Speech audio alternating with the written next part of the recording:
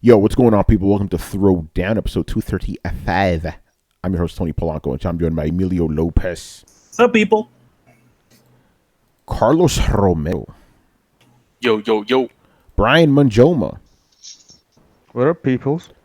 Adam Vale, Shalom. and joining us once again, Mr. Brett Murdoch. He's talking right now, you know. Nope, just muted myself as I talk. Hey, everybody. Great start. Awesome. No Chris action. He is living out every Super Bowl champion's dream. He's going to Disney World. Going to Disney World, man. So, yeah. Listen, Chris works hard, man. It's a good day he's on vacation with the wifey, you know. Yeah, I mean, it's always good to be able to go on vacation. Every single time somebody says that, I'm like, do it! Yeah, Do it! Yeah. So Barry, you're gonna have to, really make sure these guys don't go crazy in the chat because Chris ain't here right now. Yeah. You know, there's Barry hitting us with the Torrance gif, you know, and the Bowser gif. He knows, man. We really need to do some more of those little emoticons. I gotta do some more.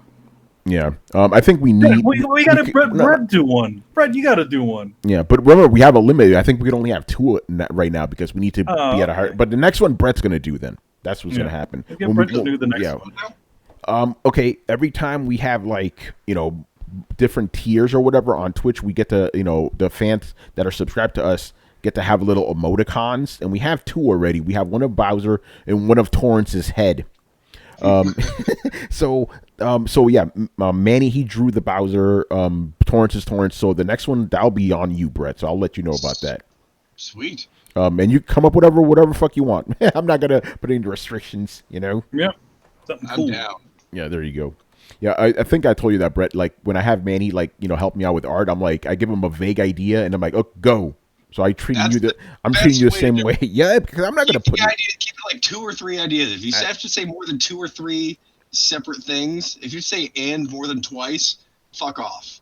Yeah, pretty much. It's like I'm gonna give you a little kernel, and then I'm gonna just trust the rest to you because I'm not a fucking artist. You know? Well, you have artistic taste and you can draw. Yes, so. that is true. But besides the point, I'm not a professional. You know, but I mean, I think the thing is we kind of have that rapport. Like, do this, all right, and then it becomes something else. It's like you just give enough of the seed, and then that grows into something. Yeah. So I do that with every artist I talk to. I'm like, I learned that from him. I'm like, all right. So, but Brett, in this case, I'm literally like, do whatever the fuck you want. Literally whatever you want. You know. Anyway, so yes, we have a contest. We've been doing it for about a week now. We're giving away a free copy of Manny's new book, Excellence #1, a very special edition that he did the cover for and all that. There we go. There you go, guys. Pop it up there. You already know. Kari Randolph does the interiors. Who wrote the book again? Brendan Thomas. He did a book called Horizon for Skybound, and he also did Noble for Lion Forge. Funny thing is, I've been semi-working with Brendan and not actually having any sort of communication with him because I worked on me and Kari both worked on Noble doing covers for that, and then I also did initial color work for the book Horizon by Skybound. So it's like we're kind of in the same row, we're driving in the same direction. We just never interacted until this book, which is kind of cool. That's pretty awesome. So yeah, we're going to be giving away a free copy. And again, Manny, bring that up again. What's cool about this is an alternate cover that one's drawn by Manny and colored, I'm assuming. And it's an exclusive for, what was the name of the shop? It's One Stop Shop Comics in Massachusetts. A really cool bunch of guys that they're the only ones that actually, when our books were never, usually a comic store can actually ask for a store exclusive, right? An exclusive cover that's only specifically for their store, which they buy, they pay a certain amount of money for. And they were actually the only ones, for at least for this one, to actually ask for one, which is really cool. So I just, when this came around, I'm like, hey guys, can I do a cover? And they're like, yeah, sure. And then I did it, and they liked it. So pretty awesome. Great. So yeah, we're gonna we've been having a contest, and we're gonna select a winner. I think we did the randomizer thing 10 minutes ago or something like that. Yeah, I just because it's hard to sometimes it could be a little bit a while to take all the names, and we had a really great bunch of folks on here. I might actually read a couple of the of the folks that are on here. Yeah. By the way, that we asked you guys who was your favorite superhero. You know. Yes. Yeah. No, simple stuff. And I guess we'll announce the winner. The winner is Illustrated Dio. Oh shit, Yeah, Dio. with he says it's dark. His favorite character is it looks like it's Dark Claw. Whoa, that's interesting. Yep, because he's Wolverine and Batman mixed together. Oh, Dark Claw is from Amalgam Comics back in the day. That is a good deep cut choice too. I like that. I mean, and to be honest, you're never going to probably ever see Dark Claw ever again because DC and Marvel don't play well to each other these days. No, until Disney buys Warner Brothers. It's like we own all entertainment. All right, so that's cool. Fun thing about Dio, and it's kind of funny because, again, just completely random. So it's kind of ironic because Dio, he's been a fan of Throwdown since day one. Yeah, he always goes to Manny's. When Manny's at Comic-Con, he always goes to his signings and all that. Talks to him. I saw Dio at the Hideo Kojima thing we went to last month. Like I just met him right outside. So we walked to the train station. We talked a little bit. And even last year when we went to the Tribeca Games Festival, we hung out with him. We had we ate at that place called Black Burger or something? Yeah, Black Burger. Yeah, that was good, man. So yeah, Dio, I will contact you and we will get you your comics, sir. He lives right here in the city too, which is pretty awesome. So So I have it all packed up. Just got to sign it up and then send it off. Yeah, he's getting a poster too, right? Yep, he's going to be getting this poster, which I'll just show it for those of you. And you could tell us the fun stuff about the poster, because there's something very cool as well about it. So yeah, there's the poster. Yep, that's it. And it's actually the second. What is it? The second printing. That's going to be the cover of it, right? Yes, that is the cover for the second printing of Excellence #1. We went into second printing. We made the announcement, I think, a week ago. Yeah, we made it last week. Pretty much when we started the contest, they said that we were going to go into second printing, which is awesome. I mean, that means our book pretty much sold out at every single place and they're asking for more. So it's great. And that's the first time you ever had a book go into second printing, right? Yes, I don't think me and Kari have never done a book. Let's see. Thinking. No, there was one other one that I did a cover for a second printing of it, which was a book for Aspen called Charismagic. I did the cover for that second printing cover too. Very interesting. Times repeat themselves, but yeah, this is. I mean. One thing is like Aspen is not like as, I guess it's not as big a deal as that as that thing, but it's really cool that we got to go for that one. So, and also speaking of those the special covers, we're gonna have a whole line of special covers for going on for our future books, which are done by guys like we're looking in with a bunch of different artists. I think the artist from Bitter Roots, Sanford Green, is going to be drawing one, and we have a couple of other artists in line to do special covers for like alternates, which is great. Yeah, that's pretty awesome. All right, so congratulations to Dio. We will be in contact with you shortly, sir. All right, so that's pretty much that. So let's get into news. This week was dry, people. Dry as fuck. Dry. 2 weeks before E3, and it has been dry as the Sahara. I don't know what's going on this year, man. This time last year, we were getting leaks to the whole outline of the Microsoft conference and some other stuff too. Yeah, man. I don't know. Like, I don't know. I mean, I told you this privately, obviously, but usually for Throwdown, we start getting like trickles of questions for about E3 end of February, early March, right? And usually at this time, we have to hold you guys back. I'm like, guys, chill out on the E3 questions. We're going to have them on the special E3 show. Now, 2 weeks before E3, nothing. We haven't gotten any questions. It's interesting, Maybe it's because we're a Sony podcast, according to some of these idiots online, So I'm not going to get into that, but it's like, come on, son, really? So it's interesting. But, I don't know. E3 is going to be interesting this year, even if it doesn't live up to whatever you want. It's going to be interesting just because of the fact that it's so freaking low key. Like Carlos was saying, even Microsoft's not saying nothing, Oh yeah, they haven't had their yearly leak of everything that they're going to be showing. Man, I remember that one year. It's like we were looking at our like the leaks. It's like, yeah, they're hitting all this shit. It was hilarious. I think the only thing they didn't hit was like the new console or something. I think it was like it was like a checklist that literally dropped the like an hour or two before the thing. So we're literally waiting, like, oh, yep, that's coming. Yep, that's coming too. It's crazy. Oh, man, the C3 so hype. I'm going to New York. Yeah, right. Oh man, all right. So the first one is Sony did have some kind of special event. It was like a private thing or whatever, where they just detailed a couple things. But obviously, reporters were there, so they talked about all this stuff. Some interesting things came out of it. Basically, they confirmed once and for all that PlayStation 5 will be backwards compatible with PS4. So you don't have to worry about that. Your PS4 games, you can bring them over and play. They didn't talk about any enhancements or anything like that, but yeah, that's that. My guess is it's going to be like a PlayStation Pro, deal with it. You get a little bit of a download or something like that, and then they put some HD textures in, or stuff like that. This is interesting. Yeah, go ahead. So you're saying that backwards compatibility is something that Sony is advertising now? Yeah, before we even get into it, we got to talk about that, which is hilarious, right? What was it like 2 or 3 years ago? Jim Ryan from PlayStation, he said backwards compatibility is not really something important to Sony, and he flat out said, "Who wants to play those old games? They look ugly." Now Sony's flat out saying, "No, this is important for us. Backwards compatibility is a pillar." Yeah, literally said the PS5 backwards compatibility is a pillar. It's like, okay, and Jim Ryan said it too, which is hilarious. Same dude.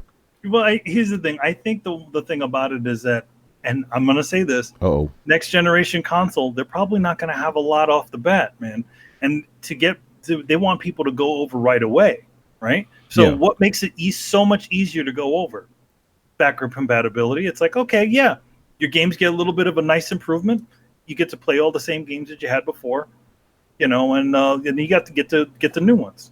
I think that's what they're banking on. Yeah, I agree with that. And they also said that the PS4 is still going to get more AAA exclusives. They said Death Stranding, Last of Us 2, and there was another one that's escaping me. They said that's all Ghost of Tsushima, yeah, all that's going to be on PlayStation 4. And they also said the PlayStation 4. Here's the thing, because they said it's gonna last another 3 years, but I don't know if it's gonna last another 3 years from now or 3 years after PlayStation 5 drops. I'm a little unclear on that, but either way, PlayStation, and it makes sense. Look, this thing's gonna hit 100 million this year probably. We've seen. I think the latest numbers were like 96 million. It's gonna hit it. So they're not gonna just throw that entire fan base away. When the PlayStation 5 comes out, it's gonna be a gradual thing. But the report also says that since the PS4 is still gonna be bolstering up PlayStation and Sony, they may actually decide to take a hit on the PS5. The pricing's going to be interesting, man. I'm telling you, they can't be selling that shit for more than $400, but that's another conversation for another day, Did they confirm the SSD? I think I saw somewhere where it said yes. It comes with an SSD. That's the other thing that they demonstrated there. If you remember that thing that they won I forgot what magazine did a feature on it. And they were talking about, Mark Cerny, and he made this demo with Spider-Man, the new Spider-Man game, and demonstrating the new solid state drive that they have. So they actually did that same sort of demonstration where they essentially ran a camera as fast as they could through the open world of the environment, and the PlayStation Pro would kind of stutter, so they couldn't go to a certain speed before everything had to load in. And then they did it on the new SSD, and it just went essentially like hyper speed all the way up to Grand Central Station. That shit was clean too. Yeah, it was clean as fuck. Yeah, go ahead. Oh, you can. Okay, I had my mic disconnected. I was talking before, but muted. I think you all have the exact right point. I think what they're gonna do is they're just trying to find a way to show the upgraded power without alienating their player base, because like you guys said, they're not going to have a lot of content. So they're really going to focus on the things like Manny was pointing out, the speed difference, but also in that same video, how they showed that it took like 8 seconds for the PS4 Pro to load, where it took like 0.8 seconds for the PS5 hardware to load. So they're also going to go in like reduced load times, more seamless transitions, no more pop-in textures, that kind of stuff. So I think they're really just going to go on like, yeah, you can still play your PS4, but look how much better the PS5 is, because they really want to make sure that they don't want to make their customer base feel forced, which is, it's a good thing in the sense, I guess, that they're thinking about their consumer base, and that it is a very real problem, I guess, with the pro systems, because that caused a lot of confusion. But I think that they're putting too much stock in the fact that, or the idea that we don't understand how a console generation works. Like, they're trying to pad a little too much, to where I as a consumer, I'm like, yeah, bro, I know how a console generation works. Just fucking release it and start making PS5 games. Just do it. I don't need a year where there's a PS5 and no PS5 exclusives. I don't need a soft launch that's so gradual that I never noticed it happened. That's honestly, I'm afraid what they're gonna push it too far, and it's just gonna be one of those where that long dry spell is gonna feel so unnecessary, and they're just gonna lead on, well, look how much better your games look. Yeah, because it's exclusive already. Yeah, no, because the way they're talking is like when PS5 comes out, the PS4 is still going to be heavily in play. It's for potentially 3 years, so that may happen, dude. We'll have to see about that. Well, I mean, it happened this generation. That's what I'm saying. I think it's going to be another repeat, to be honest. Yeah, and you saw how long this generation took for us to get the real gold games. Like, they have to work with the actual limitations of the actual system and push it as hard as it can in order. Like, even back in the day, though, like, they would very ham-fistedly push the system to its limits by not understanding how to use it correctly, but they would still like run all fucking cylinders on that. And we're kind of at a place now where it's running a dumbed-down game with cranked-up graphics, and it's going to be 3 years before we actually exploit the system for what it is. I hate that. Yeah, I tend to agree with Brett, because not only of the points that you mentioned, but those are just selling factors for the console. It's like, why do I need for example, Manny, who's probably the most timid when it comes to getting a new console off the bat. It's like, why do I need to buy a console if all these badass new game AAA exclusives are going to come out on my PS4? Yep. And it's like, it gives people less incentive to upgrade to the new console.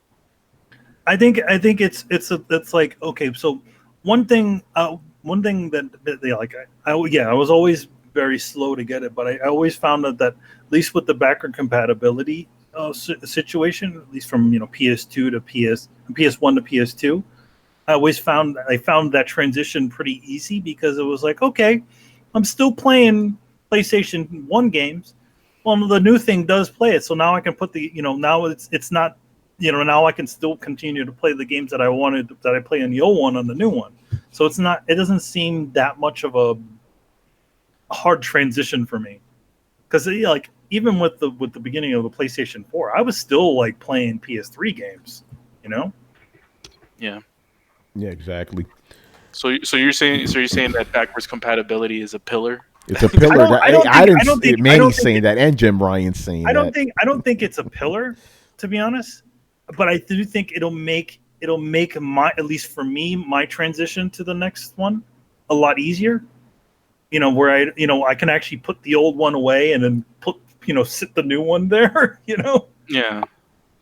So I have another question. Sorry, I'm taking over the show. No, man, go ahead. We got to fill our time, man. We ain't got nothing to talk about, So with all this, sort of first information that we're getting, like the backwards compatibility, SSD, and all that stuff, I want to ask someone in the panel, specifically the man from the UK. Brian, does these things make it more compelling for you to get a console off the bat? I always said that backwards compatibility was one of the things it needs to have for me to actually care about. So them announcing it is like, okay, first of all, it should be there. That's good. Second of all, yes, that does entice me, because again, I like the idea of being able to play my PS4 games. Because again, as Brett said, hey, they're going to have a period of time where the games just aren't that great. I already have a decent sized PS4 library, so if I can have the option to play my PS4 games at better quality, then I don't see what my issue would be there. It's like, hey, it's like someone saying to me, hey, Brian, you can play your PS4 games on your PS4, where sometimes they run like asshole, and Tony knows about this with Just Cause 3. Yeah, it runs like asshole. Or you can play it where it doesn't run like an asshole. Oh, you know what? I'll choose the non-asshole version, please. The non-asshole. The non-asshole version. I like that. Yeah, that's how I see things. It's like I get the chance to play games where, sorry, I get the chance to play some of the games that didn't run so well run smoothly because I assume that at least with the higher horsepower, like all the issues with the frame rate will be sorted out. So games that dip below 30 will be sorted out. Also, I am interested to see what happens with them. Like, is there a possibility that some gets boosted to 60 frames? I highly doubt it, but that could be a thing as well. That may also sway me. But I'm also on the side of I may actually have to get this at launch Oh shit! purely to iron out the PS4 flaws. So, yeah. Interesting. Let's see what else. Yeah, SSD they talked about here. Here's some of the things. They said this is what they've said. It's gonna have an all new CPU and GPU, SSD, backwards compatibility, ray tracing, 8K, and here's a big one: disk support. People are worried about that. They actually have to say that. They actually have to say it. It's hilarious, 3D audio. Now, here's the thing. They said that they want streaming to be important for this. So, basically, I don't know if they flat out said it. Somebody could correct me here. But it seems like if you want to buy a game day one and stream it, you can do that. So, that's kind of interesting. You could buy it, obviously, on disc. You could purchase it digitally. Or you could stream it. How are you going to stream it? It's going to be a service.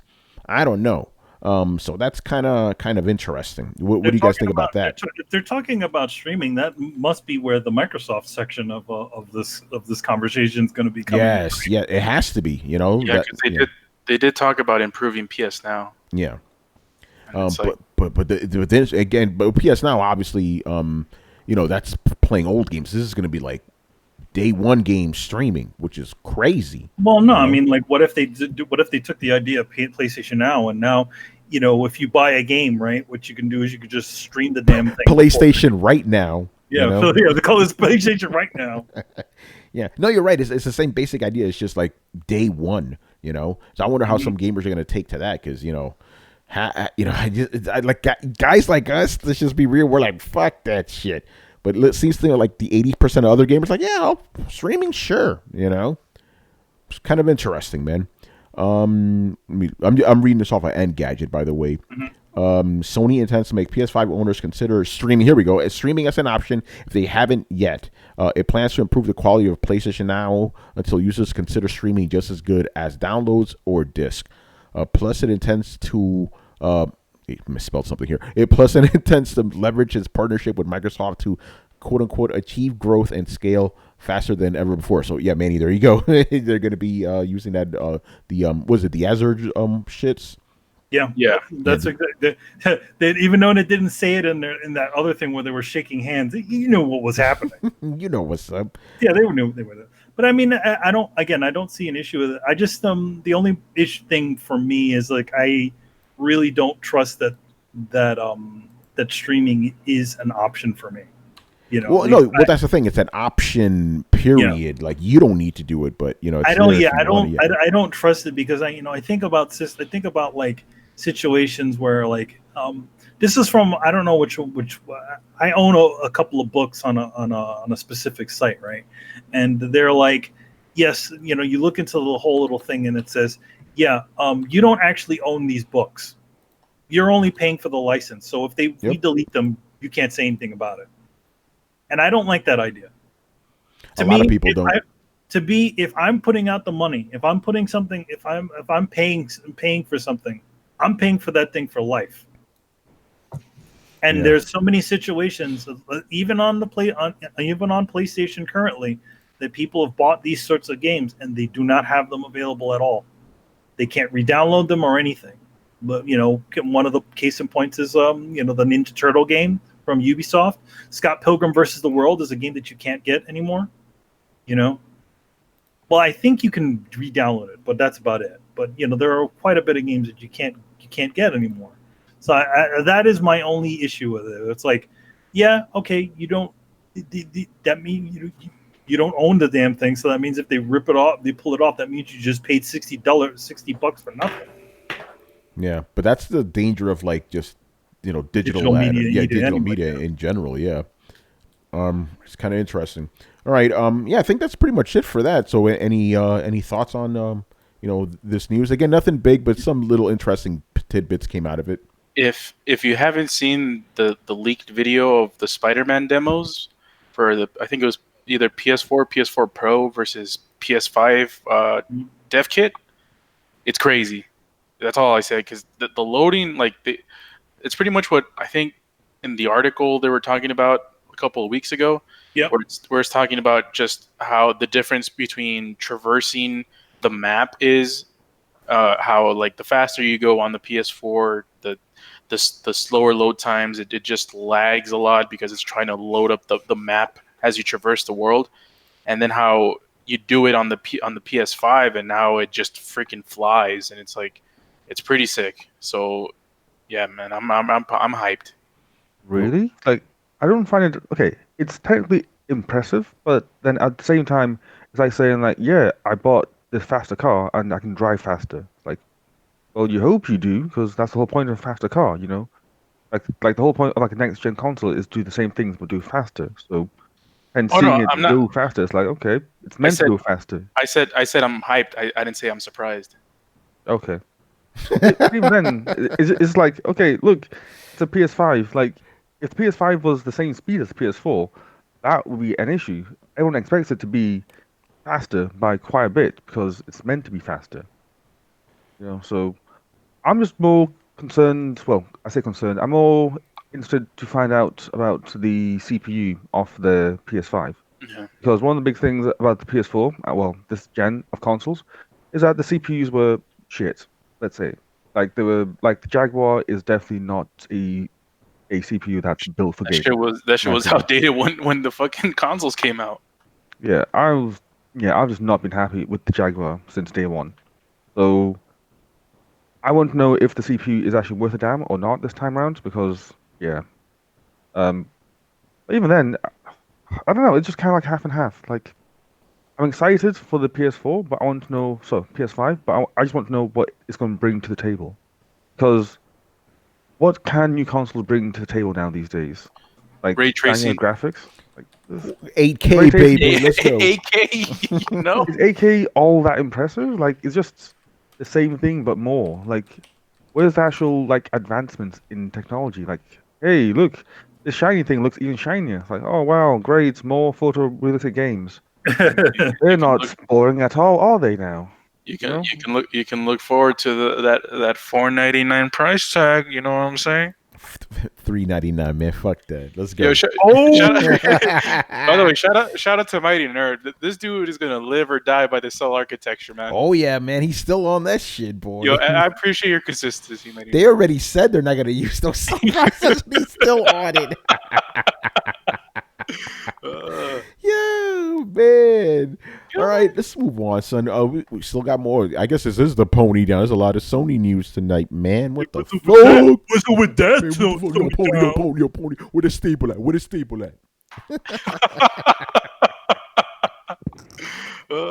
I laughed at that one too. That shit is funny. Yeah, apparently I have a whole stable of ponies. Yo, man, we riding down the posse. We have a stable of ponies. Pony down. Oh, what? Man. All right, so, okay, the PlayStation 5 and PS4 will have crossplay, people. Oh, here we go.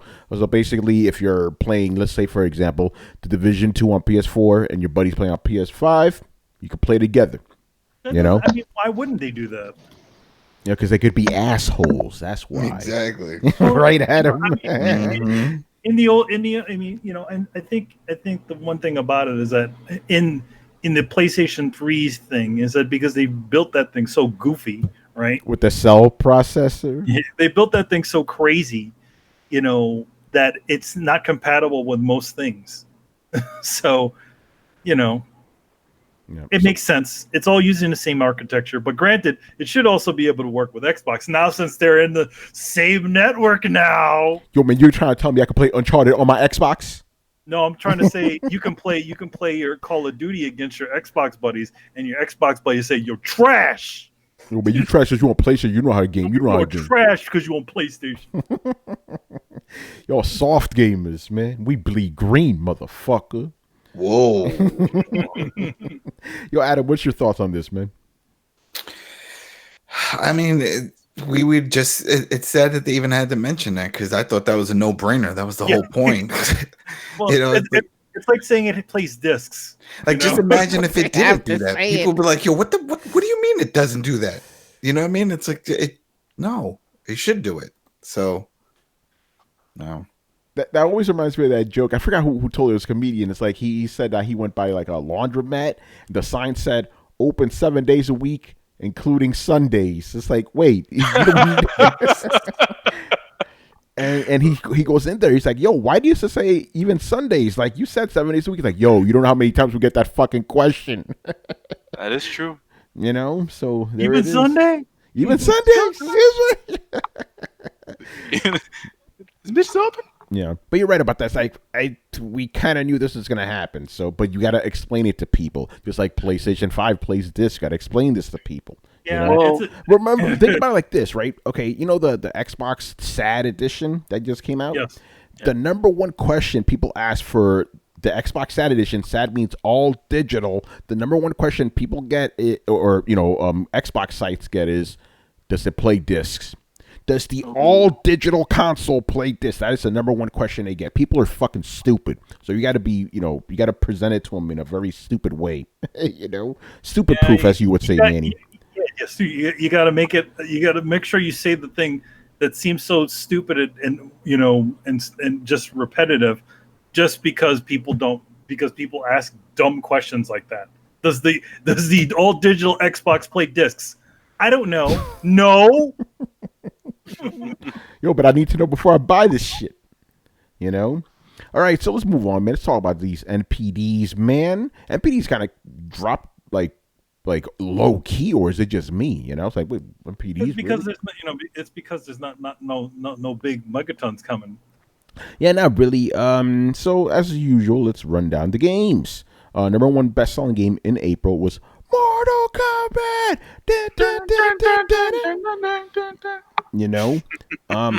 Number two game was Days Gone. Excuse me? Hey, I thought the game was trash. What happened? Why is it up there like that? Oh man, I only got a 70 I'm on gonna- Metacritic. Yeah, right. I'm gonna Bullshit. say this. To be honest, it was actually a pretty decent time for them to release it. It was. If you think about it, like yeah. it's in the somewhat dry season of gaming, right? Which is like now, Which is like the last 2 or 3 months, maybe.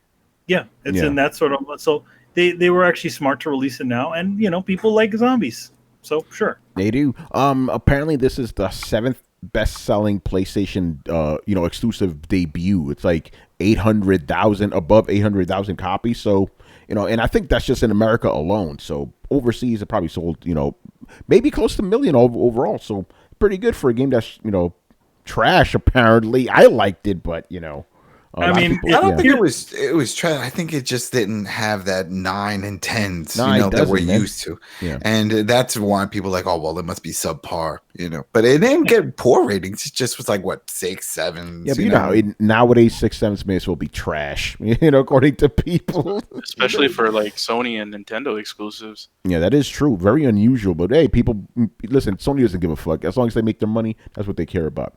And that same goes for every company. All right, where were we? Number 3, MLB The Show. You already know. The Division 2, Adam. Number 4. Shout out to Adam.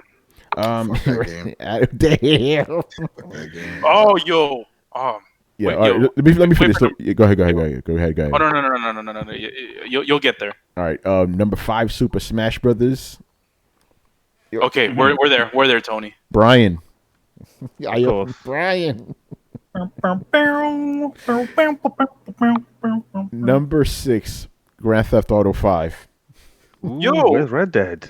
Oh, it's on there. Exactly. It's just lower. It's on there. It's just lower. And that I told you, like, it's gonna come to a point where GTA 5 will outdo Red Dead. Oh yeah. It already did. Red Dead without Red Dead even being out. Oh, I mean, like in the MPDs. Oh yeah. Like chart higher at 1 month. Like, Oh, no, I agree with that when you said it, because it's like, okay, what do people like more, rocket launchers or horses? You know. All right, so that's number 6. Number 7 is Sekiro. That's doing very well. You know. Right. Number 8, Call of Duty. Black Ops 4. Number 9, NBA 2K19. Number 10, Yoshi's Woolly World, or whatever fuck, Yoshi's Crafted World. Yeah.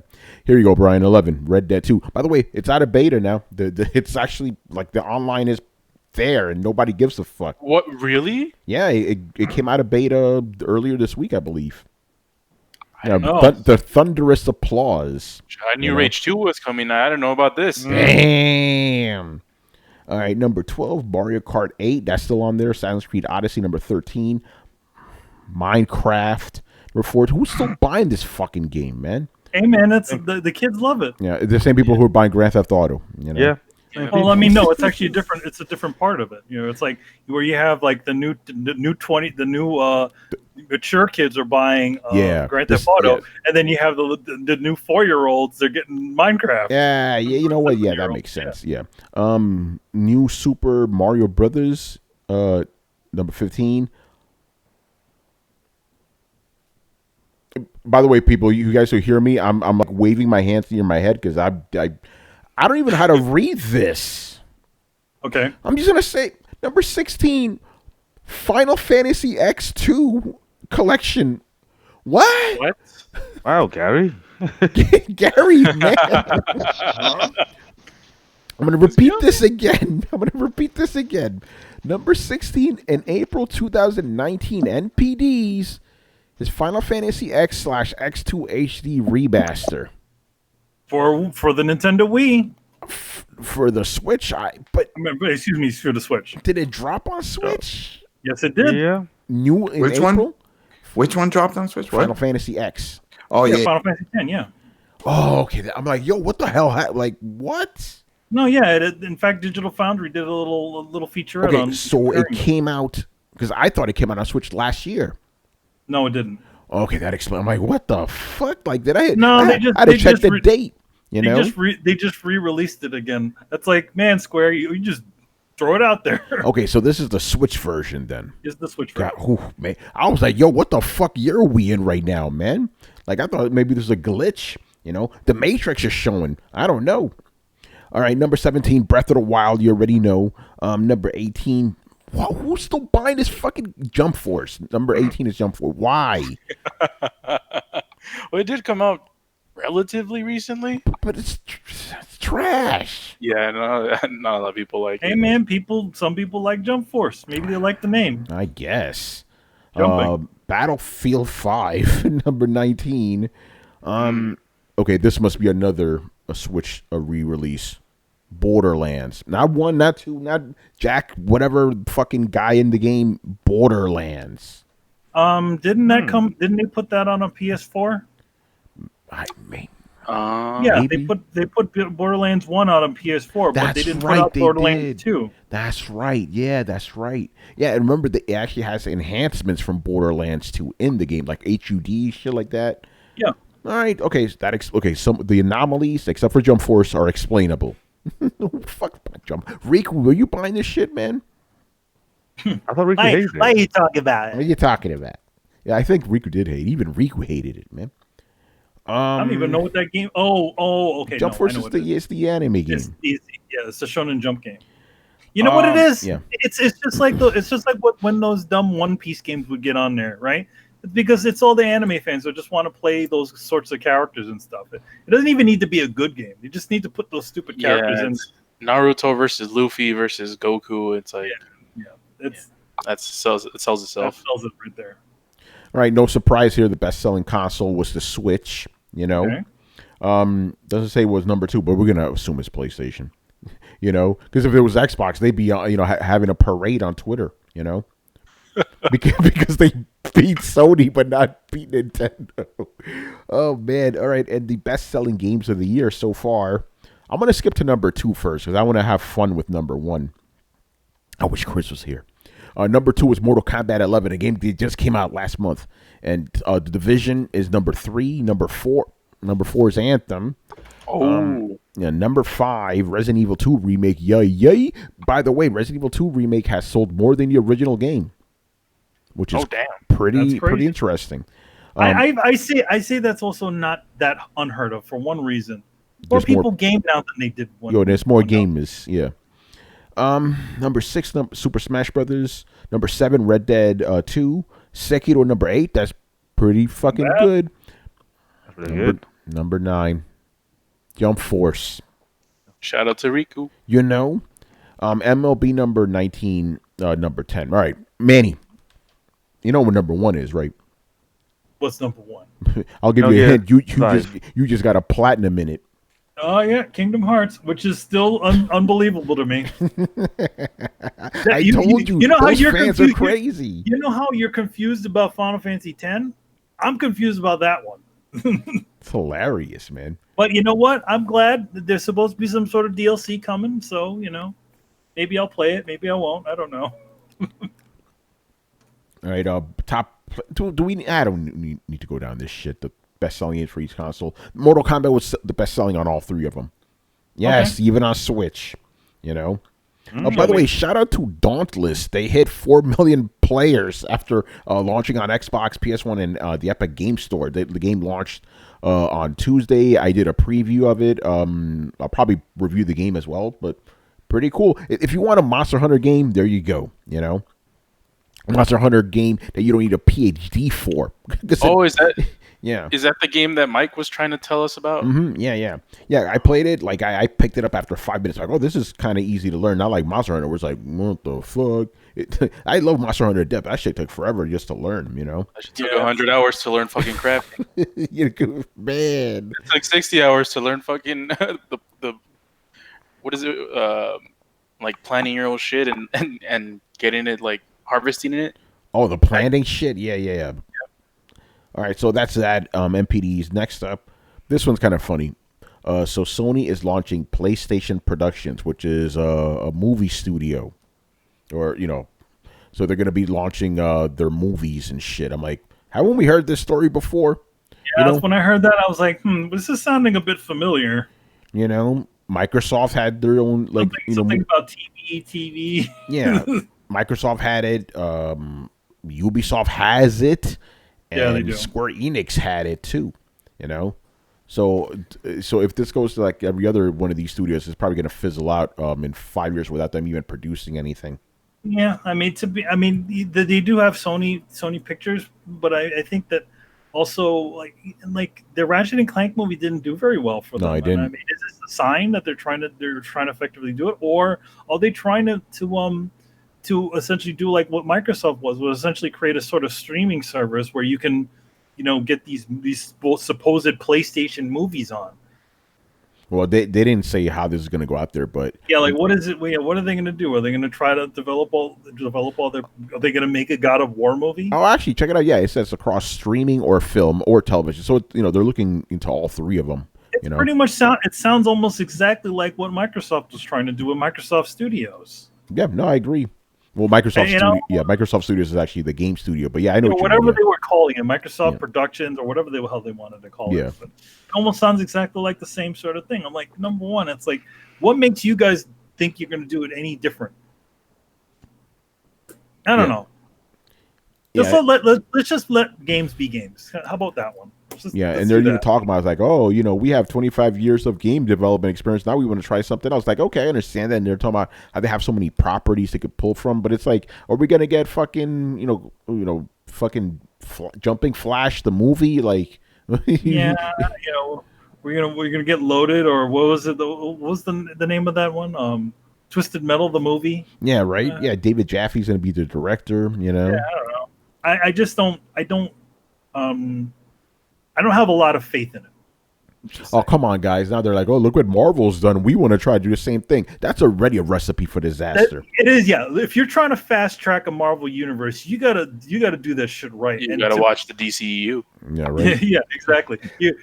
How many other movie companies have tried to do this and cinematic failed. Universe? Fast track to a cinematic universe. They really need. If they're gonna try to do that, they better fucking look really close at what Marvel was doing. You better stop talking shit, man. The Dark Universe is the shit, man. Yeah, the Dark Universe. The Dark Universe was so the thing that they tried to start 2 times in a row and they couldn't get it right. And the second time they've had a dumb logo they put in front of it. So stupid. Yeah, every time somebody tries this, it just fails. Like, what are you gonna have a PlayStation cinematic universe with Nathan Drake and Ratchet hanging out together? Like, yeah.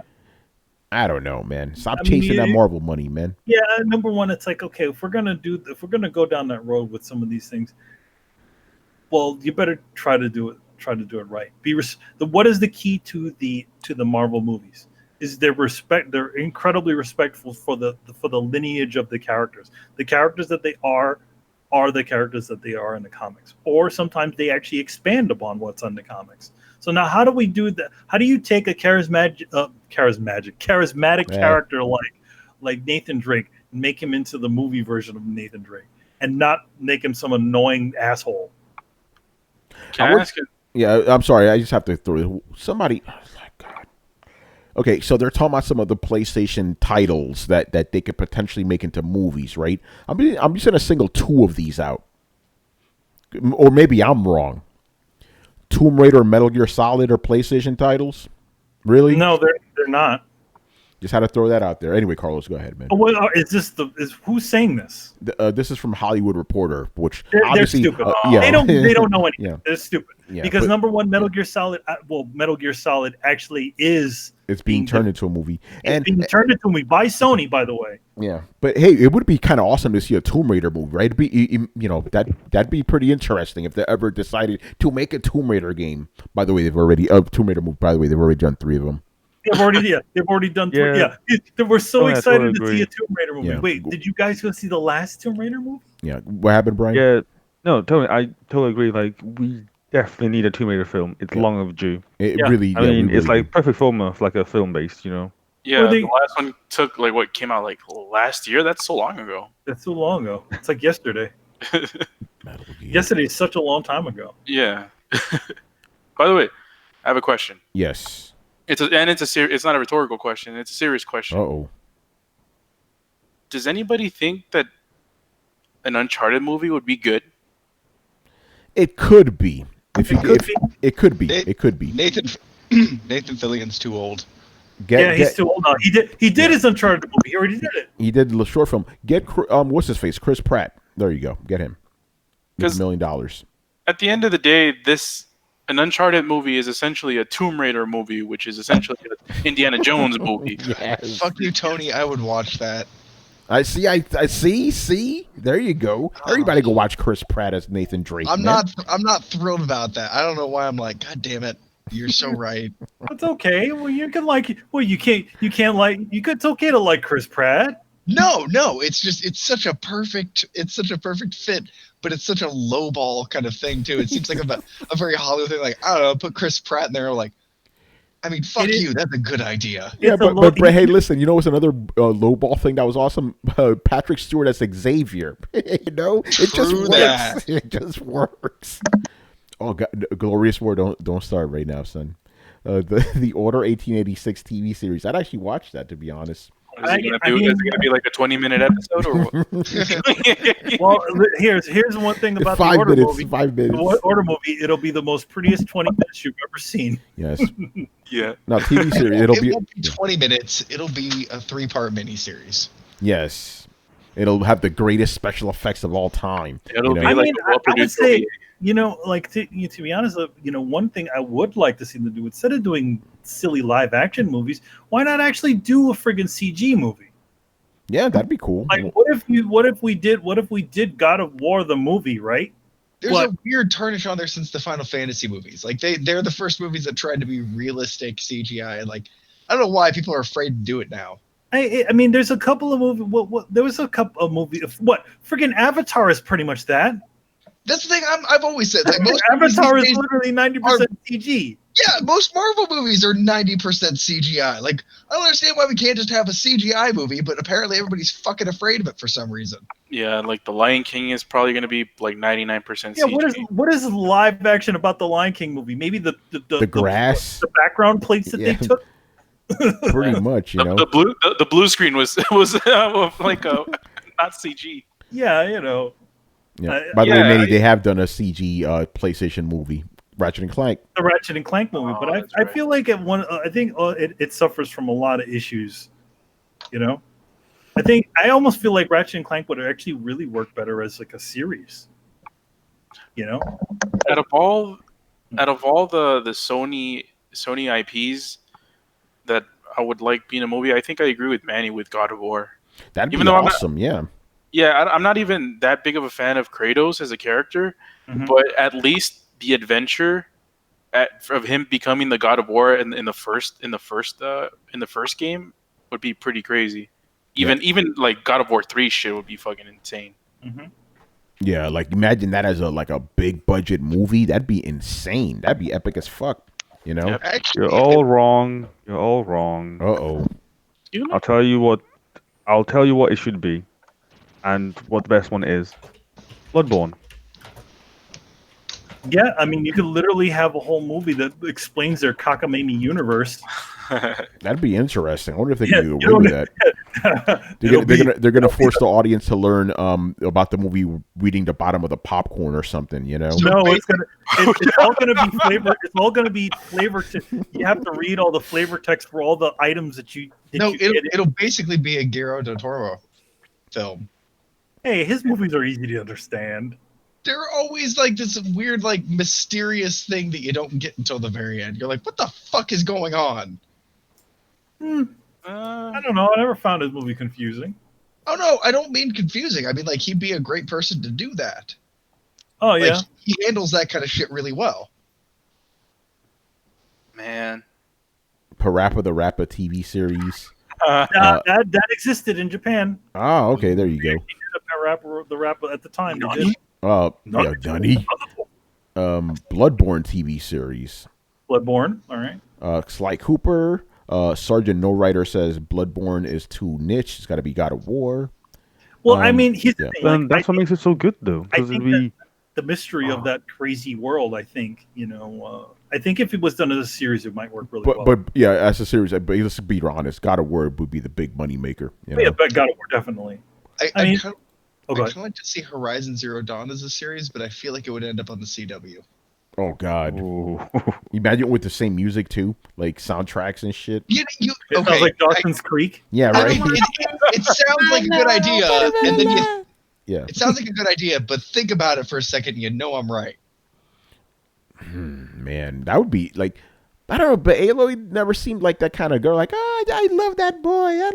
You know, no, I don't even mean that. I mean like it would have the budget of Supernatural. Like you'd see big robot dinosaurs every once in a while, and like most of the time it'd just be people in like weird costumes talking. Like now a movie, I could see that working as just a standalone movie. Yes, I think Horizon would work as a movie. Yeah, because it's a TV series. Like you don't have the budget for that, man. It's gonna look cheap as fuck.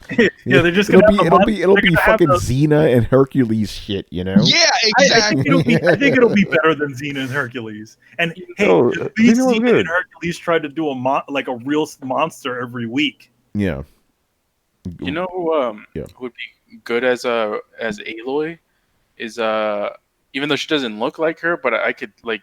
One of her previous roles makes me like think she can do it. Is what's her name? Daisy Ridley? Ray? Oh yeah, Ray. Yeah. That could work. Yeah, she could do it. Yeah. You ever make her redhead? You go she big already budget, has a go staff. Scarlett Johansson. Yeah, right. Yeah, right. No, Scarlett Johansson has to play every. Yes. Hey, I love watching her do things. All right.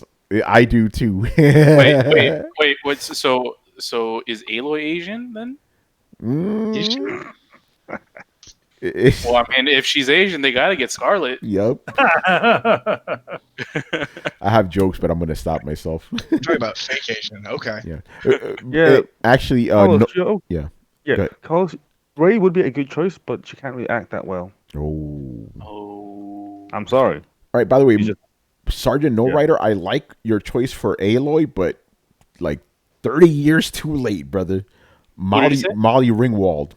She would have been fantastic. Oh no, get it right now. No, not now. She's fucking vieja right now, dude. Oh man, you know what they do? Not, I mean, friggin', Disney's got that friggin' like young face tech like down pat. So man, you just get Marlene Ringwald and they literally friggin' super fire her, CG her face so she looks like she's 20 years old again. Nah, Glorious War says Bryce Dallas Howard or Jessica Chastain. I think they're too old. Oh, you think so? Yeah, you need someone younger. It's like Aloy's like what 20 or something, 19. She's young, you know. She's young, like she's barely setting out of the world and doing her trials and shit. It's yeah. like, You need someone young. Middle age. You know what? It's fine because they did it in the 80s. You used to get 30-year-olds to play like that is true. Yeah, right. Nah, but I think like Bryce Dallas Howard and Jessica Chastain are like 40s maybe. Yeah, no, you need someone younger. You know, you need someone a little younger. Well, you can just use that local time machine and just go back in time and get the young versions of them to play themselves in the future.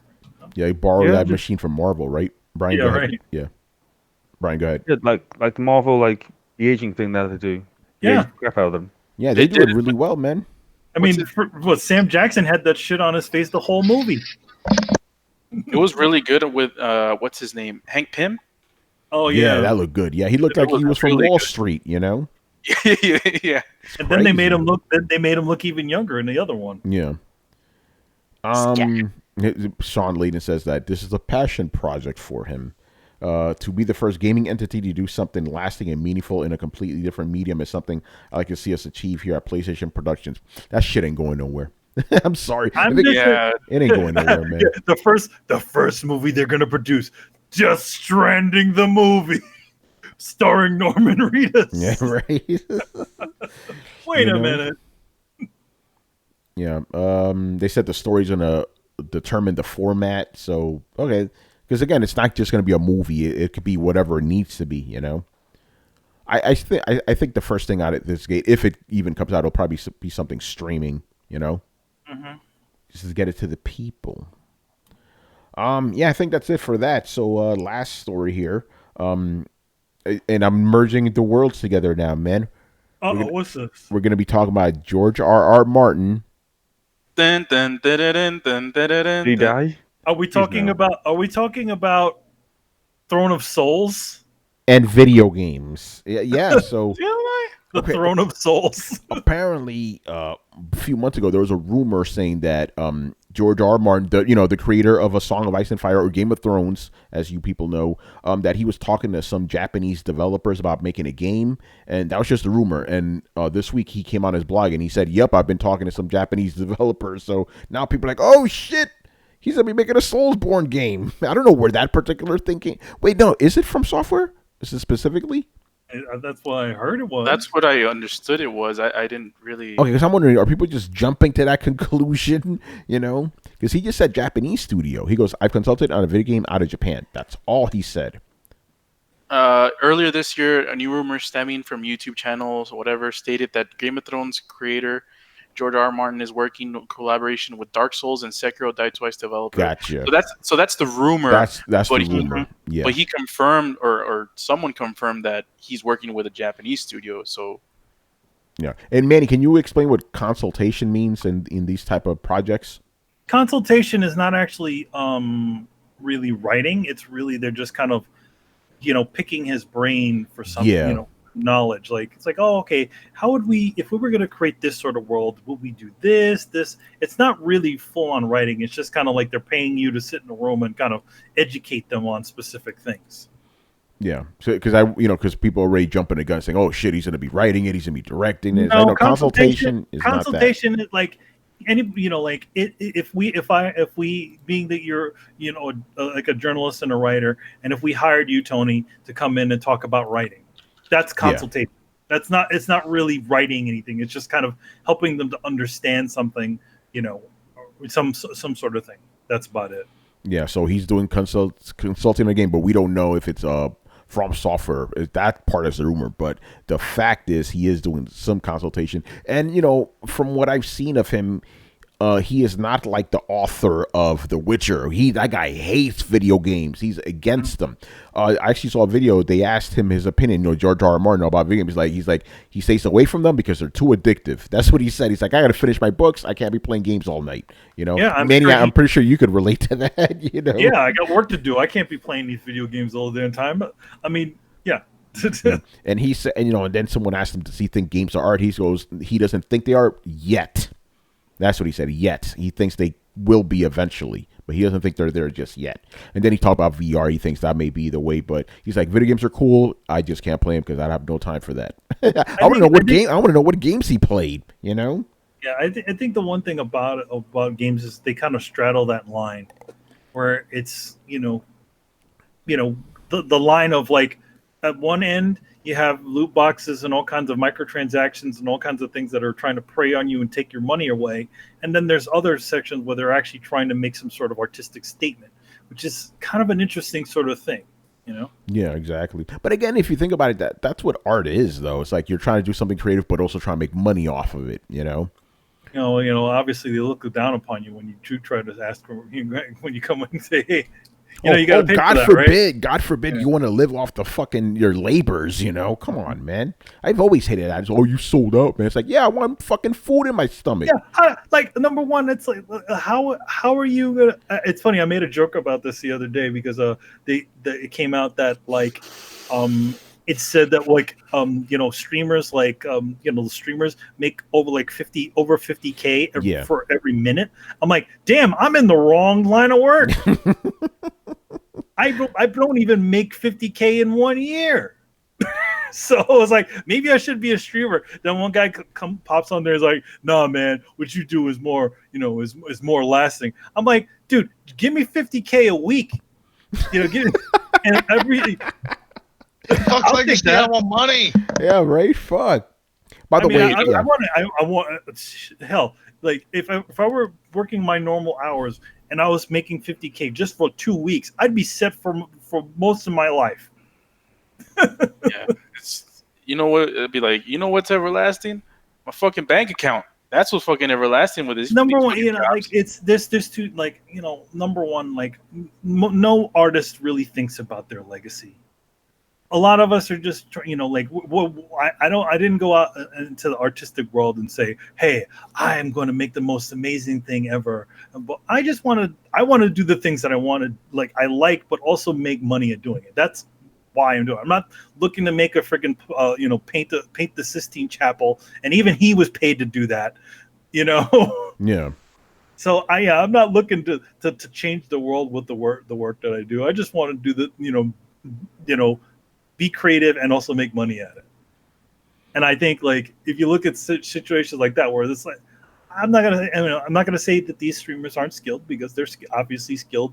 They entertain people, can't knock the game, but at the same time, it's like in comparison, like they only need to do a 3-hour stream and make all that money when I literally need to work 2 years to make that sort of money or more. One of the things that me and Manny talk about, maybe more often than we should, it's like, we picked the wrong fucking professions, man. like artists, writers, we don't make fucking money, it's crazy. I'd love to make $50,000 a fucking minute or whatever playing video games, but that's how it is. I mean, it's you also don't think about how quickly we're still in the beginnings of those sorts of ideas too, right? Yes. A person who streams these things, like we're only really in the beginning and seeing how far that goes. How long are you able to keep that up? And I don't think it's something that's permanent. You know what I mean?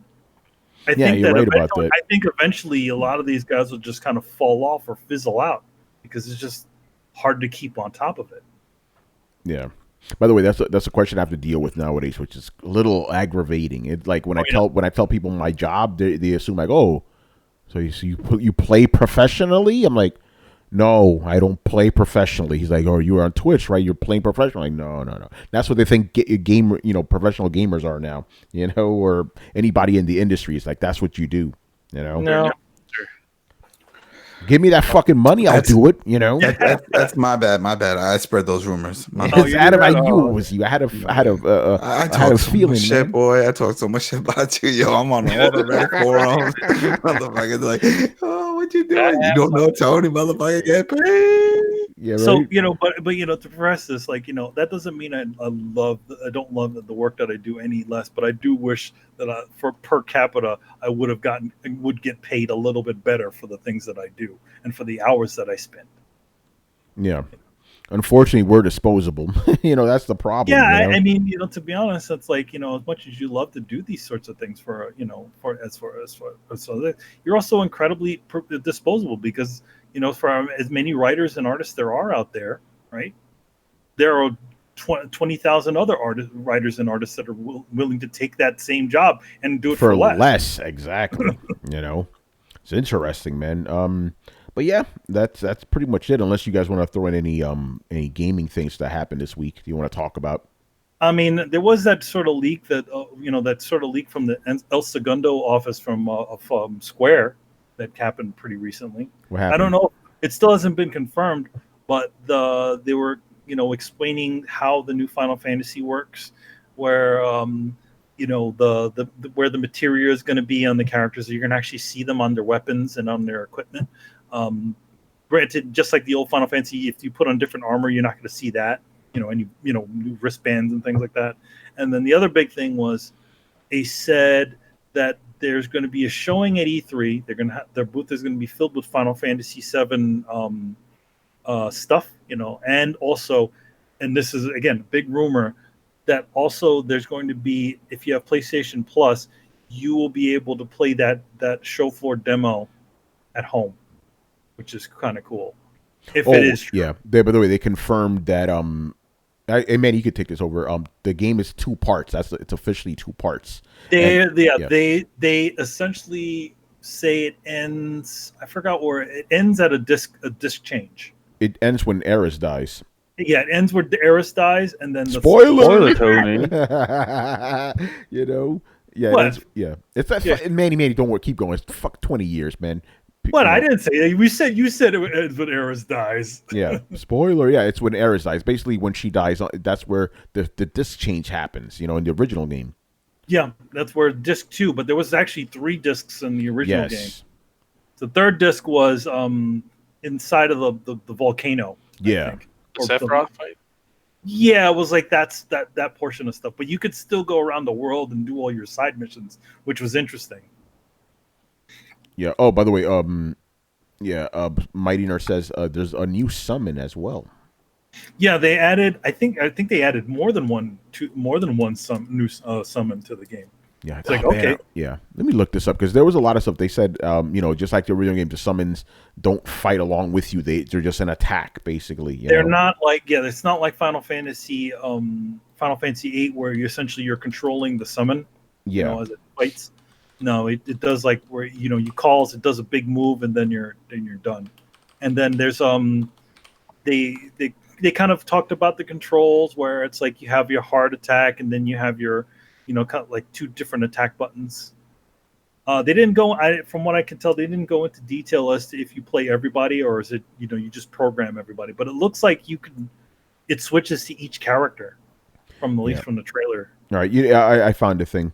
By the way, Carlos, please tell me I'm not the only one here that's bothered by El Segundo. It's like El Segundo, man. El Segundo. El Segundo. El Segundo. Yeah, so El Segundo. All right. So yes.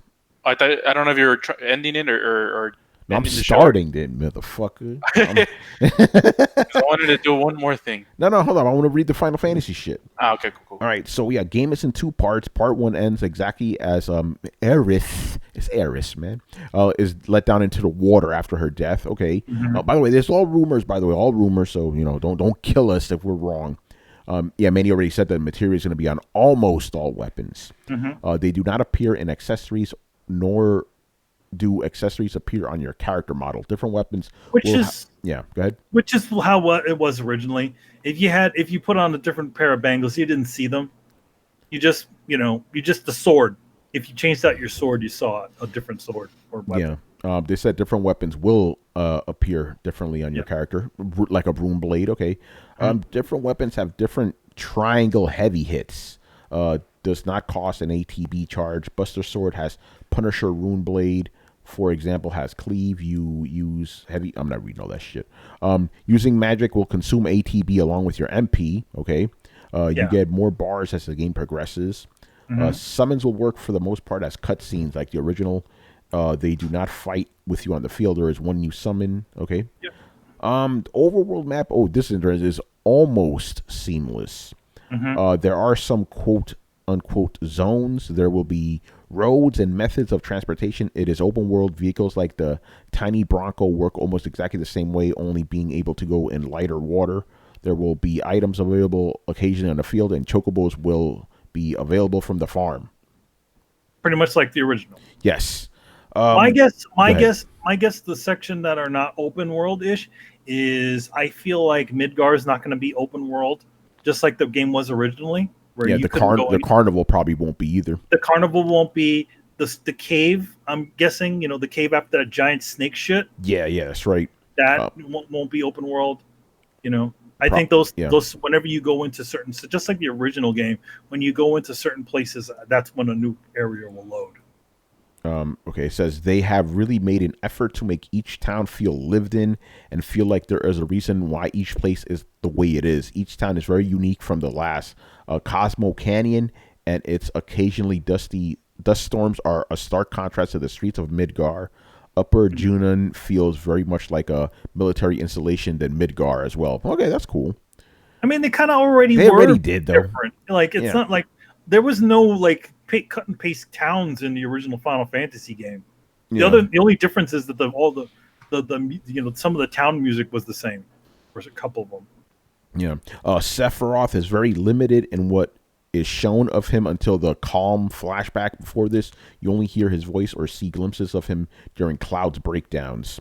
Was that not the way it was before? That was the way it was before. You never really got to see Sephiroth until you got to that town. Yeah. It says you play the flashback. Happened? The town that burned? Yep. Yeah. The HP shown during the state of play is not indicative of what their HP would be during normal times. Okay. It kind of looked like they had like 1,000. Like I think it was like 1,000. Like it was way higher. Yeah, it was really high. Yeah. Like when you started Final Fantasy VII, you were in like the hundreds in general. You already said that they're gonna have demos at E3. Monster redesigns for a lot of the enemies, but most will remain recognizable. Some do not make an appearance. Okay, for example, there was no ghost enemies in the train yard. Okay, I wonder if we're gonna get rid of some of those goofier enemies in the game. Yeah, well, like why is there ghosts in that always bugged me in the original. I was like, why are there ghosts in the train yard? Yeah. I think there was like a book or something you fight. It's like, what the fuck is this shit? It was some weird stuff you fought in Midgar. You know? Shinra headquarters won't have quite as many floors to explore, but it will have more to do on the floors you do get to visit. Okay, pretty cool. So it sounds like they're just like rather than having you run up 1,000, because in the Shinra headquarters there was a bunch of like floors that were just bullshit floors. There was nothing on them. So I think that's what they're doing. They're kind of condensing it to the floors that had shit on them. The design for Tifa is also true to the original outfit. Her face appears to be mostly similar to an Advent Children design, but slightly more Western. Materia also shows up on her gloves. A little bit of controversy with the faces. The Japanese apparently do not like Eris's face, so they did a mock-up of what her face should look like in the game. Very interesting. They kind of squished her face in, but then now, like when you look at it, you look at that one they fixed, and then you look at the one and you're like, yeah, her face does look a bit long, doesn't it? Yeah. Kate Sith seems to be pronounced Ket Sith. Yeah, but has undergone no major design overhaul. His fighting style is more close up and does have his bars for a limit break. All right. He punches. Yeah, Golden Saucer will have some games that are not playable yet because they are essentially replaying a part of a later story mission. Oh, I don't know what that means. Well, you remember in the Gold Saucer, like there was a couple of missions that are like repeat like ones, like the one where you like the real time battle one. Yeah. The RTS one. And they had that in there, and then they also had the bike one that was in there. So maybe that's what they're doing. They're kind of locking out one of the ones that when you get Gold Saucer, some of those things won't appear. Yeah. Okay. So the things they take out, you're still going to play in the game anyway. Yeah. All right. Some will be playable right when you arrive. They want it to feel more grand and provide a break from the main story beats while still eventually having to incorporate the story into it later. Okay, that's cool. Red 13 has clones, Cobalt 14 and Indigo 15. You must fight before he joins your party in Shinra headquarters. Those were actually cut out of the original game. Oh, really? Yeah, they were supposed to be, in the original game, but they chopped them out. So I guess they're putting stuff that wasn't in the original, but things that didn't make it in, back in. Yeah. Sid does not appear to be smoking, but you see evidence that he does. He is clearly upset with Shinra with Shira, it says, but toned down the aggressiveness as they felt it was unnecessary. He is kind of abusive in the original game. He says some pretty mean shit to her. So yeah, I can understand why they cut that down. Yeah. Yuffie and Vincent are no longer optional. You can miss them up until a certain point where they then become mandatory to get. You automatically get Yuffie if you have not gotten her before Rocket Town, for example. Interesting. Cloud will have a dress and wig in one particular scene, but it's fade to black getting in and out. Okay, because remember, there's that infamous scene. Yeah, I was about to ask. So apparently they're not going to do it. Wonder how they're going to make him look. Now you're going to get to see him full CG girly. What about when he's in the bath, the hot tub with all those naked dudes, or the big buff guys? As far as I heard, as far as at least this thing says, that area is not going to change. Interesting. Honeybee requires guild to get instead of membership card. Yeah, there's a whole side mission with the honeybee where to get into it, you had to do a bunch of this walking around. So they just said, "Hey, just use some money." Yeah, squatting mini games return. Yeah, you remember that? Yeah, right? I remember that silliness. As there are full games, each will be in fact okay, so each game, 2 games, right? $60 each, since they're full games. The last thing here, signals have gone out to retailers to prepare for pre-orders. So I think they're probably going to announce this at E3. They're probably going to be like, okay, here's when the game's coming. Probably going to drop this year, actually, if you think about it. I mean, that's pretty amazing that they were able to get their shit together so quickly. How did they do that? Because they finished Kingdom Hearts 3. That's why. I know, but I mean, it's still. I mean, why. I would say that one thing that a lot of developers don't talk about is how much they actually outsource to different external companies to kind of help make games now. What was interesting about this remake, it only really got started production maybe a year and a half ago. Remember, they got rid of the original team doing it, and they started from scratch. Yeah, so if this thing's coming out soon, what the hell did they do to do this? Like, my Unreal guess is, 4. That's what I mean. It's Unreal 4, but I also think that again, they probably outsourced a bunch of that stuff. A lot of incidental asset creation to a bunch of different places to kind of get it in, and they kind of figure out how to get the controls pretty solid. My guess is, to be honest, I feel like they just probably used whatever they used in Kingdom Hearts on this game. Yeah. Glorious War says the game's coming out in March 2020. I need a link for that. But that sounds right. March sounds like seems about right. Seems about right. They got like 600 people working on it. Well, there you go, man. Yeah, so there you go. Yeah, March 2020 actually does sound about right. Like you could start pre-ordering now, or at E3, and get people hyped up. Yep, that sounds about right. And yeah, that's that. So, Carlos, what did you want to toss in? Oh yeah. So, and it's a question. Because I haven't been keeping in touch with this whole thing. So what the whole Persona 5 R, I forgot. I know it's an R. What is that? Is that an expansion or what? I think it's it's like a better edition of the original. They're gonna have a new character, I believe. But that's all I know. I'll be honest, I haven't been keeping track of that myself. All I know is there is a new character. All I know is when they made the announcement, I'm like, I'm buying this shit day one, so it must be good. I wonder if they can. I wonder if it'll read your old save data. That'd be cool. But yeah, it's a new character. I'm willing to start over again. Oof. That's a good game, man. It is, but I by the way, I tried to play it again. I defeated the first 2 enemies, and then I'm like, all right, I can't do this anymore because I had other shit to play. How long ago did you restart it again? Oh, that was like what, 2 years ago? Oh, okay. This is a long time ago. There was I forget all their names now. There was the teacher, the coach. The coach was first, and I beat the art guy. That I got up to that point, you know. Yeah. Hold on, let me see. By the way, this is why I love the chat, man. It's an expansion with a new semester. Yeah, apparently you're gonna have more time now, you know, which is good. So a new semester. So it's glorious word. A new semester as a sequel, or a new semester within the context of the original game. I think it's within the context of the game. What's in the context of the original game? Yeah. Because remember Tony, it speeds up. Yeah, see this we can't spoil because the game's not that old. There is a point where they get inserted. I don't want to say anymore, but Carlos, you know what I'm talking about. Yeah. Yeah. It could work right there. Because new characters, new UI, new music. Excuse me. I'm already there, man. Give me that shit. New UI. But the UI is nice. But it's gonna be nicer, you know. Yeah, but they got new music though. Yeah, man. Oh, they do. Oh, man, I'm already there. Gonna have to buy that soundtrack again, man. Dun, dun, dun, dun, dun. You think I'm lying too? I bought the soundtrack, got the CDs and everything, son. This is real right now. I got the Persona art book. Persona 5 is the best RPG of the generation, man. I fucking said it. You know. Damn. Better than Dragon Quest? Yes. Ooh. And Dragon Quest is really fucking good. Okay, so there you go.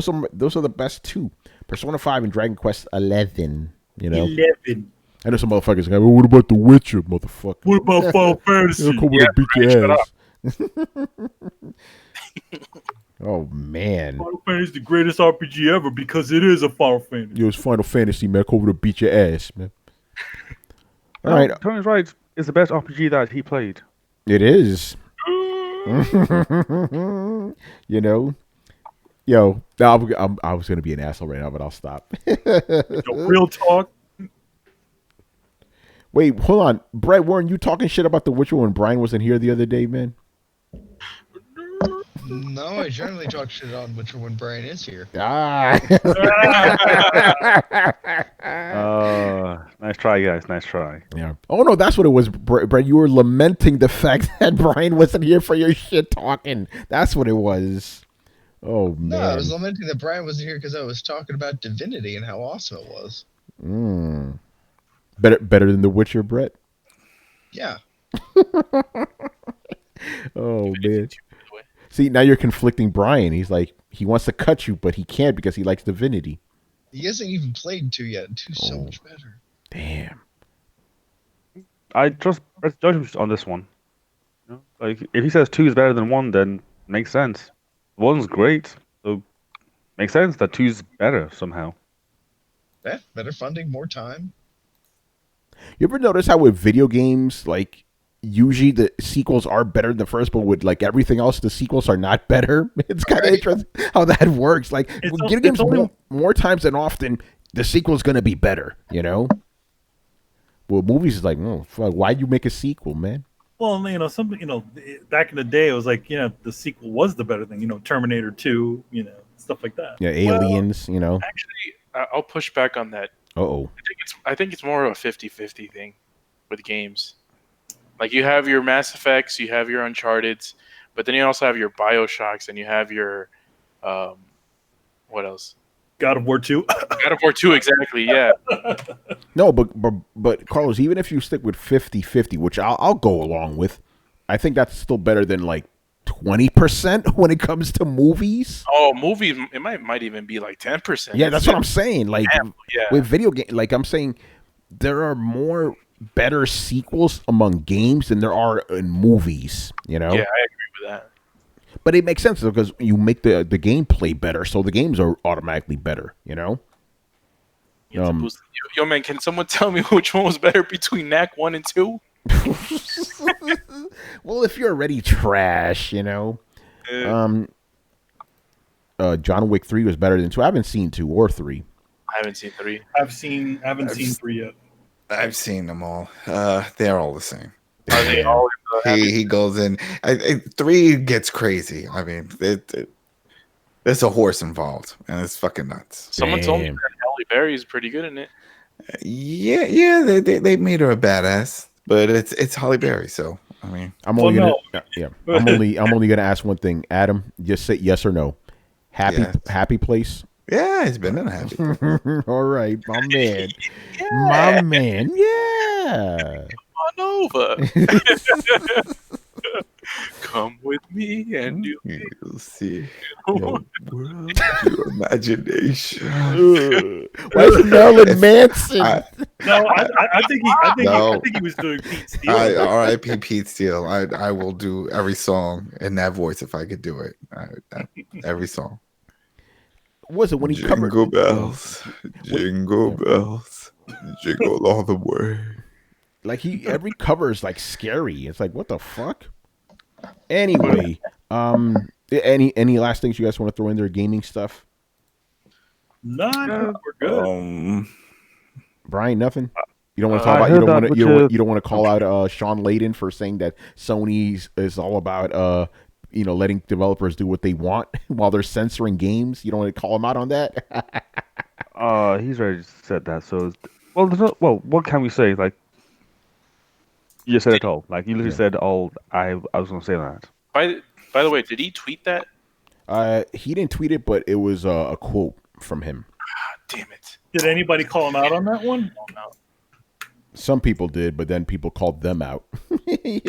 Sony Defense Force. I mean, I do think it's a little bit weird that they're a little bit. That they're getting all heavy-handed on this sort of stuff, right? When I'm not finding that weird. I know exactly what it is. Yeah, we don't need to discuss that, but we know exactly what's going on. Those 3 magic letters, man. KFC, baby. Yo, man. Love me some chicken. Where you'll be a chicken because you don't want to show no breasts. Breasts. Well, no, like what you said was nonsense. Like they are not pushing the boundaries. Like if they were, then you would not get the censorship nonsense that there is going on right now with Sony. Pushing the boundaries doesn't mean you need, like maybe he means by pushing the boundaries, maybe he means the brutal murder that happens in the Last of Us game. Then can you really get more brutal than Kratos? Like, yeah, dude rips off a guy's head. Here's the thing, though. Like, I mean, in the new game, I wouldn't say is as violent as the previous one because none of the monsters bleed real blood anymore. They all bleed lava. Yeah, so hence why I'm like, hey, like, can you get more brutal than God of War 3? Like, he literally like pokes some dude's eyes out. He rips a guy's head off. Like, you see all the veins in the guy's neck. Yeah, it's not just like there's like you see all the tendons and veins and fucking arteries and all that other shit. Very anatomically correct. He like rips out some guy's intestines. Like somehow. I still don't understand how that scene works with him and Kronos. Like, I really don't understand that. Like, how is he able to cut there without cutting the intestines? I don't understand that. With such speed as well. 'Cause like, again, like in terms of size-wise of him to Kronos and how big he cuts, how is that possible? Like, what's he running on? Makes no sense. Yeah. By the way, I'm laughing for a completely different thing. We're gonna end the show, but just quick. Okay, so they showed the new Terminator trailer, right? Oh, and over on Reddit, Arnold Schwarzenegger said, "I'm gonna have an AMA." So somebody asked him about Commando, and he said, like, "Hey, was there anything to happen in Commando that had to be cut out?" And he's like, "Yeah, there was this one scene I wanted to have where I cut a guy's arm off and I beat him to death with his arm, and then after I kill him, I said, 'Thanks for lending me a hand.'" but damn. He went to the producer with this, and the producer said, "Get the fuck out of my office. We're not putting that in the movie." I can imagine he's like this. He's like, what I want to do? I'm going to go over there. I'm going to chop this guy's arm off, beat him, and I'm going to say, "Thanks for lending me a hand." Yeah. Thanks for lending me a hand. Oh God, Arnold, man! By the way, shout out to Arnold Schwarzenegger, man. Okay, he got drop kicked the other day, right? And he didn't even move. He was like, "Yeah, no." Okay. there's like two shots. There's like one shot where like it looks brutal, right? Where it's from behind him and he looks like he falls over, and then you see the reverse shot of it, and he just kind of gets bumped forward. He's like, even in his tweet, he's like, I just thought that somebody just bumped into me really hard.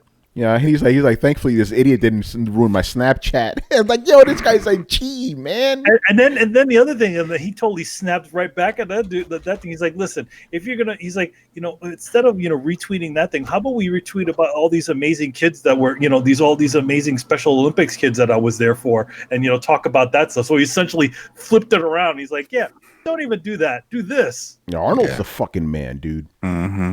He's awesome. All right, man.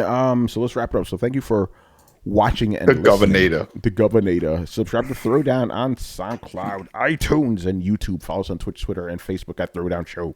Links are located in the description below. Once again, I was your host, Tony Polanco, and tonight I was joined by Emilio Lopez. Thank you, guys, and congratulations to Mr. Dia for winning the copy of Excellence #1. We should be sending you that really soon. Yeah. Carlos Romero. Peace out. Brett Murdoch. Yes. I'm going to leave it like that. Adam Vale. Have a good weekend, people. 3-day weekend for some. Oh, shit. Memorial Day. Crazy. Yeah. And, hey, Brett, you're there. Say bye to people, man. Deuces, everybody. I was going to take your microphone shit as your outro. That's like the signature Brett thing. It's hilarious. And Brian Manjoma.